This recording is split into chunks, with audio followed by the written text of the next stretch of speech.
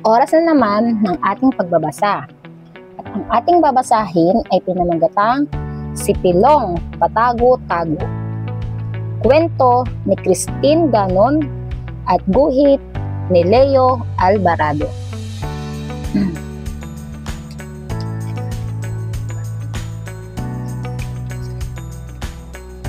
Pilo, Pilo, saan ka ba nagtatago? Pilo, Pilo, masok ka na sa bahay, maligo ka na anak. Kanina ka pa naglalaro sa labas. Bulaga! Nay, di nyo alam, nandito lang ako. Nakatayo ako ng tuwid sa likod ng poste.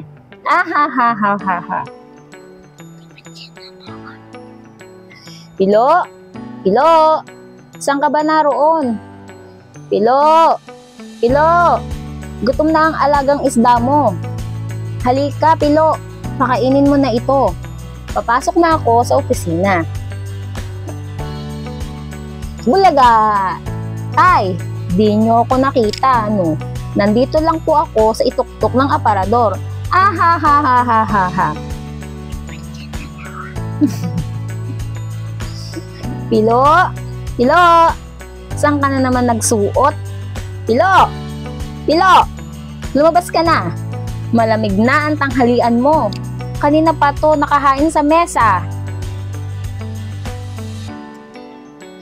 Bulaga, Ate Bebeng, di mo ko nakita, no? Narito lang ako sa loob ng tambak na labada. Ahahahaha. Pilo, Pilo, nasaan ka ba talaga? Pilo, Pilo, kailangan na nating umalis.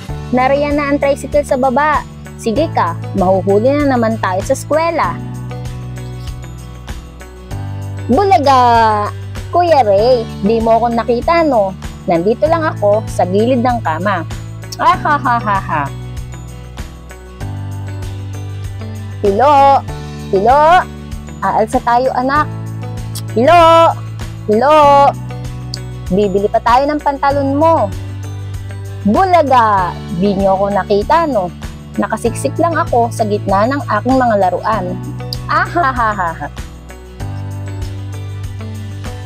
Pilo, Pilo, nakapili na ako ng pantalon mo. Pilo, Pilo, halina. Isukat mo kung kasya ito. Pilo, Pilo, nasaan ka ba talaga?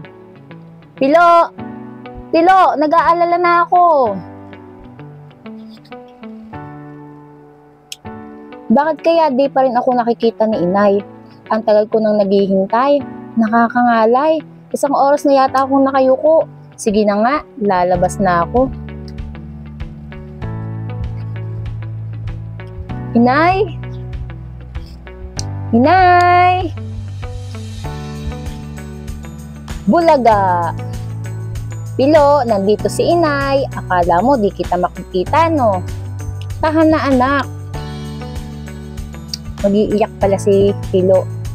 Siya pala ang pinagtaguan ng kanyang ina. At dito, nagtatapos ang... Bye! Bye!